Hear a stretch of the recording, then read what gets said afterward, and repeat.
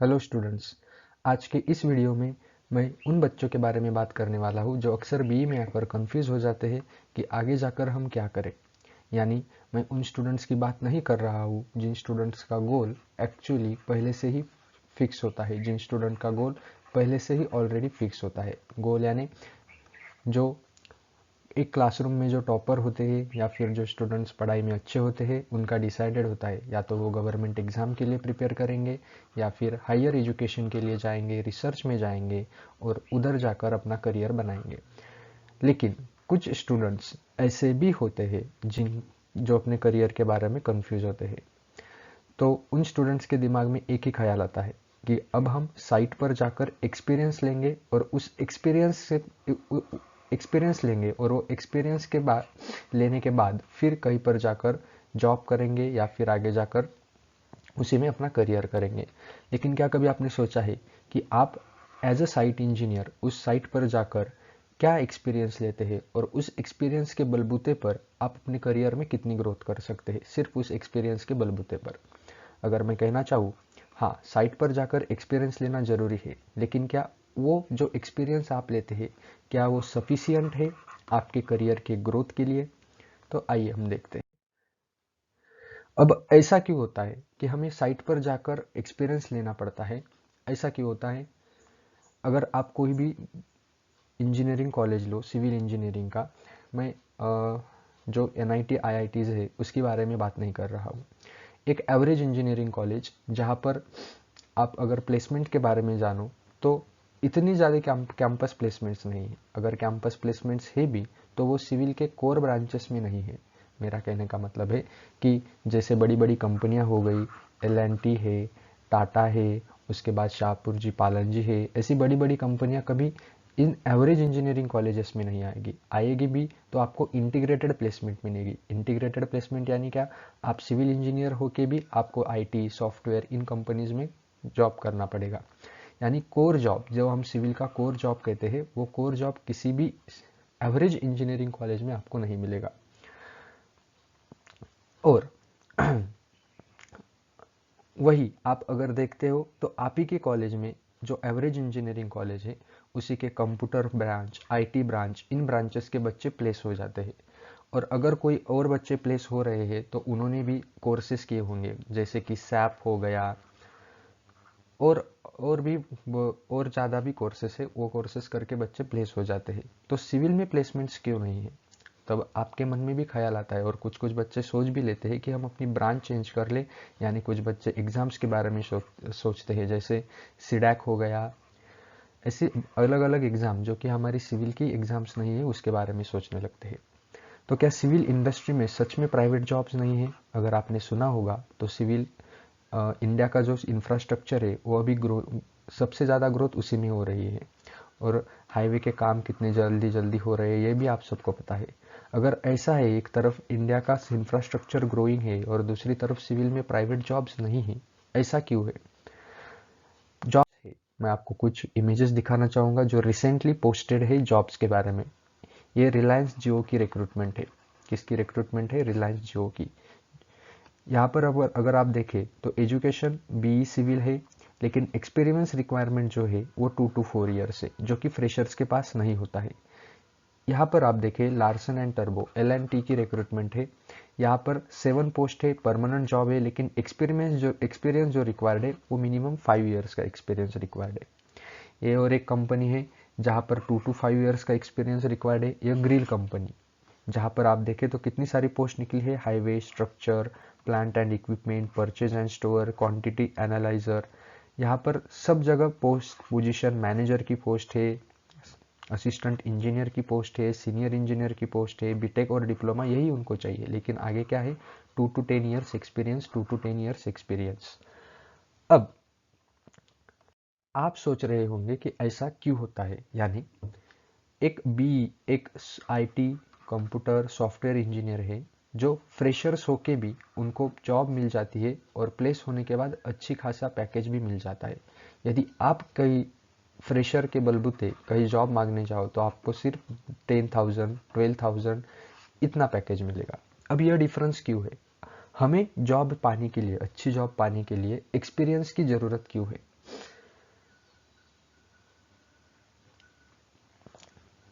तो डिफरेंस जो है वो सिलेबस में है। क्यों सिलेबस में क्या डिफरेंस है? अगर हम सिविल का सिलेबस देखें, अब मैं बेसिकली स्ट्रक्चर्स के बारे में बात करूंगा।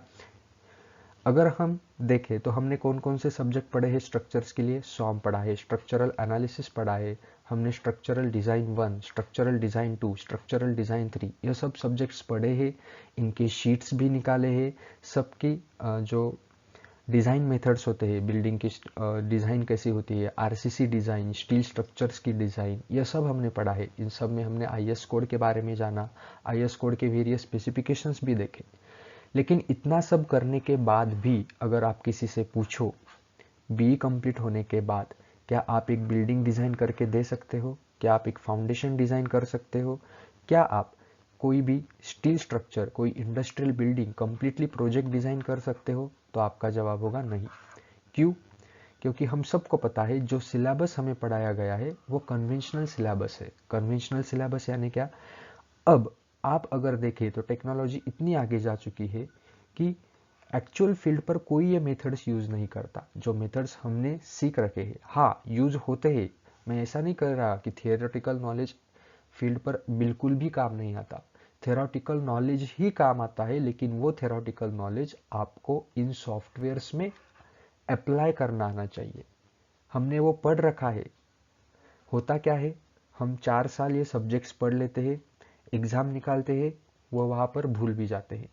लेकिन जब हम 4 साल के बाद जॉब मांगने जाते हैं, तब हम वो सब्जेक्ट्स भूल चुके होते हैं, वो आईएस कोड स्पेसिफिकेशंस भूल चुके होते हैं।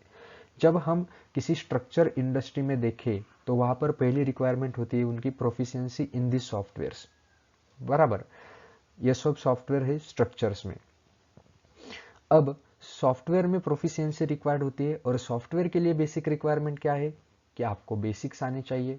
अब होता क्या है, हम ये सब basic second year third year में पढ़कर भूल चुके होते हैं। 4 साल के बाद हमें फिर से बताया जाता है कि आपको सॉफ्टवेयर सीखने होंगे, तब हम फिर से पढ़ाई शुरू करते हैं बेसिक सीखने के लिए। अब मैं ये कहना चाहता हूँ कि यदि आप सेकंड ईयर थर्ड ईयर में है तो आप बेसिक्स तो पढ़ ही रहे हैं, साथ ही साथ में सबसे इम्पॉर्टेंट चीज़ है कि आप इन सॉफ्टवेयर्स की पढ़ाई भी, यानी इन सॉफ्टवेयर के जो भी होगा, इन सॉफ्टवेयर्स के बारे में जानो, इन सॉफ्टवेयर्स के बारे में पढ़ो, इन सॉफ्टवेयर पर काम कैसे करते हैं ये देखो। क्योंकि एक्चुअली फील्ड पर जाकर आपको इन सॉफ्टवेयर्स में ही काम करना है। जो ऑटोकैड है, रेविट है, स्टैड प्रो है, आरसीडीसी है, ईटैब्स है, टेक्ला है, सेफ है, ये मैं स्ट्रक्चर्स के सॉफ्टवेयर्स के बारे में बात कर रहा हूँ। क्योंकि देखिए, जब भी कोई कंपनी या कोई ऑर्गेनाइजेशन उनके कैंडिडेट्स को हायर करती है तो वो क्या देखती है? अपना बेनिफिट। यदि कोई कंपनी, सॉफ्टवेयर या आईटी कंपनी किसी कैंडिडेट को हायर करती है तो उन्हें पता है उसको कोडिंग आती है, एटलीस्ट उनके सिलेबस में सी प्लस प्लस, जावा, पाइथन, ये सब लैंग्वेजेस है, और वो लैंग्वेजेस वो अप्लाई कर सकते हैं, इसलिए उनको पैकेजेस मिलते हैं। लेकिन जब एक सिविल इंजीनियर ग्रेजुएट होकर कंपनी के पास या किसी भी बिल्डर के पास जॉब मांगने जाता है, तो क्या आप उसे कोई बिल्डिंग डिज़ाइन करके दे सकते हो? क्या आप उसे बता सकते हो कि प्लान कैसा होना चाहिए, प्लान का लेआउट क्या होना चाहिए, कॉलम की पोजीशंस क्या होनी चाहिए, फुटिंग कब कौन सी प्रोवाइड करनी है, या फिर बिल्डिंग की डिज़ाइन कैसी होती है, आरसीसी बिल्डिंग हो या चाहे स्टील स्ट्रक्चर्स हो, इन सब की डिज़ाइन कैसी होती है, मेंबर की साइज़ क्या लेनी है, मेंबर की साइज़ कैसे डिसाइड करते हैं, कौन सा मेंबर कब फेल करेगा, ये सब इन सॉफ्टवेयर्स पर निकाला जाता है। और हमें इन सॉफ्टवेयर्स की कोई आइडिया नहीं होती है जब हम ग्रेजुएशन कर रहे होते हैं। अब ये जो डिफरेंस है, ये 10 से 12 हज़ार हमें सिर्फ काम करने के लिए मिल रहे हैं। हम वहाँ पर सिविल इंजीनियर का कोई काम नहीं कर रहे साइट पर जाकर। हम साइट पर जाकर क्या करते हैं, जो शीट होता है वो ड्राइंग शीट रीड करना सीखते हैं, कौन सी रेनफोर्समेंट कहाँ प्रोवाइड करनी है यह सीखते हैं, स्टील रेनफोर्समेंट में स्टीरअप्स कितने स्पेसिंग्स पर रखते हैं ये सब सीखते हैं। लेकिन क्या ये हमारा काम है? एज ए साइट इंजीनियर वो सब जरूरी है, लेकिन साथ ही साथ अगर हम ग्रेजुएट कर रहे हैं सिविल इंजीनियरिंग में तो हमारा काम क्या है? वो शीट प्रिपेयर करना हमारा काम है। साथ ही साथ वो शीट प्रिपेयर करने के बाद वो जो ड्राइंग्स है उनमें जो स्टीरअप्स की स्पेसिंग हम एक्चुअल जाकर देख रहे हैं, वो स्टीरअप्स कैसे निकाले, वो नंबर ऑफ बार्स कैसे निकाले, ये सब जानना हमारा काम है। और ये सब कौन करके देता है आपको? ये सॉफ्टवेयर्स करके देते हैं, इसीलिए आपको 10 से 12 हज़ार मिलते हैं। और तब जाके जब आप 2 से 3 साल तक एक्सपीरियंस लोगे, ट्रेनिंग लोगे, तब कंपनी को विश्वास होगा कि हाँ, यह बंदा अपने काम का है। तब जाके वो कंपनी सिविल के ग्रेजुएट्स को हायर करती है। तब तक आपके ज़िंदगी के 4 + 3 7 साल जा चुके होते हैं। इसीलिए मैं कहना चाहता हूँ कि early start is very better, क्योंकि आप अगर सेकंड ईयर थर्ड ईयर में जो बेसिक्स पढ़ रहे हैं, साथ ही साथ सॉफ्टवेयर्स कर रहे हैं, यानी बेसिक का एप्लीकेशन सॉफ्टवेयर के साथ, तो आप जब फोर्थ ईयर में बाहर निकलोगे, तब एटलीस्ट आप एक इंजीनियर बनकर बाहर निकलोगे। अब जो लास्ट ईयर में है और जिन्होंने अभी तक सॉफ्टवेयर्स नहीं सीखे हैं, उनको क्या करना चाहिए? जैसे कि हम जानते हैं, many students going on site and taking experience. कुछ लोग प्लान करते हैं अपनी खुद की साइट चालू करने का, वो भी सही है। जिनके पास असेट्स है, गुड वेल्थ है, मनी है, वो सब अच्छा है। लेकिन अगर आप साइट पर जाकर एक्सपीरियंस ले रहे हैं या फिर खुद की साइट चालू करने के बारे में सोच रहे हैं, तो सबसे ज़रूरी चीज़ क्या है? साइट का एक्सपीरियंस तो ज़रूरी है ही, लेकिन साथ ही साथ अगर आप ग्रोथ चाहते हैं अपने करियर में, आगे जाकर आप सिविल इंजीनियरिंग का कोर जॉब चाहते हैं, एज अ इंजीनियर बनना चाहते हैं, एज अ सिविल इंजीनियर एक जॉब चाहते हैं, तो आपको ये सब सॉफ्टवेयर सीखने ही पड़ेंगे। क्या? ये सब सॉफ्टवेयर सीखने ही पड़ेंगे। और कुछ बच्चे होते हैं जो कि प्लान करते हैं यमी का, यानी मैं यमी करूँगा, पोस्ट ग्रेजुएशन हो जाएगा, ऐसे कॉलेज से यमी करूँगा जहाँ पर मुझे ज़्यादा टाइम भी नहीं देना पड़ेगा, और साथ ही साथ में क्या कर लूँगा,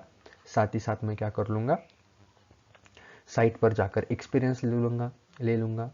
लेकिन फिर भी मैं कहता हूँ कि सिर्फ साइट का एक्सपीरियंस जरूरी नहीं है, उसके साथ आपको सॉफ्टवेयर सीखने पड़ेंगे, उनमें प्रोफिशिएंसी लानी पड़ेगी, तब जाके कहीं आप एक सिविल इंजीनियर का जॉब पा सकते हो। लेकिन अब यमी करने के बारे में, यानी क्या, आपको 2 साल चाहिए, आपको टाइम भी चाहिए, और आपको, अगर आप ग्रेजुएट हो चुके हैं तो आपको क्या चाहिए? टाइम चाहिए। 2 ईयर का टाइम चाहिए। किस लिए? आपको उन सॉफ्टवेयर्स को सीखने के लिए, आपको एक टेक्निकल पर्सन बनने के लिए।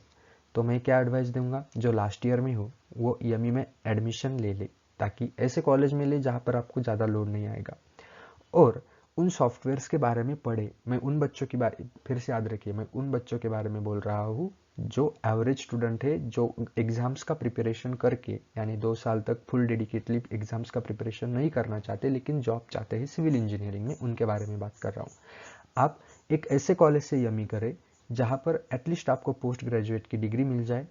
इसका मतलब क्या? आप घर बता भी सकते हैं कि आपके पास 2 ईयर का टाइम है, और इन 2 ईयर में आप खुद को इतना ग्रो करें कि आप एक टेक्निकल पर्सन की तरह जॉब पा सकते हैं। फिर से क्वेश्चन आता है कि फीस का क्या करेंगे, घर का प्रेशर होता है, उसका क्या करेंगे? Then I will suggest the students who are in last year, just go for GATE exam. If you have 5 to 6 months for preparation, then go for GATE exam. You will say now GATE exam आई है तो क्यों GATE exam? At least आपका एक problem solve हो जाएगा। कौन सा problem? अगर आपने गेट सिर्फ क्वालिफाई, मैं ये बात नहीं कर रहा हूँ कि आप रैंक लेके आइए या 60 से 70 स्कोर लाइए, आप सिर्फ क्वालिफाई कीजिए। गेट क्वालिफाई करने के साथ ही आपका एक प्रॉब्लम छूट जाएगा। एक नहीं, खूब सारे प्रॉब्लम छूट जाएंगे। टाइम, आपके पास 2 ईयर का टाइम मिल जाएगा क्योंकि आपने यमी में एडमिशन ले चुके हैं। दूसरा, मनी का प्रॉब्लम, आपकी फीस जो कि स्टाइपेंड मिलती है गेट क्वालिफाई करने के बाद, कौन से भी कॉलेज से करो, 12,400 पर मंथ मिलती है। इससे आपके खर्चे छूटेंगे और आपके यमी का फीस भी बच जाएगी। अगर आप देखें तो आप साइट पर जाकर 10 से 12 हज़ार रुपये में काम करने वाले हो दिन भर, आप गेट भी क्वालिफाई करते हो तो आपको 12,000 मंथली स्टाइपेंड मिलने वाली है।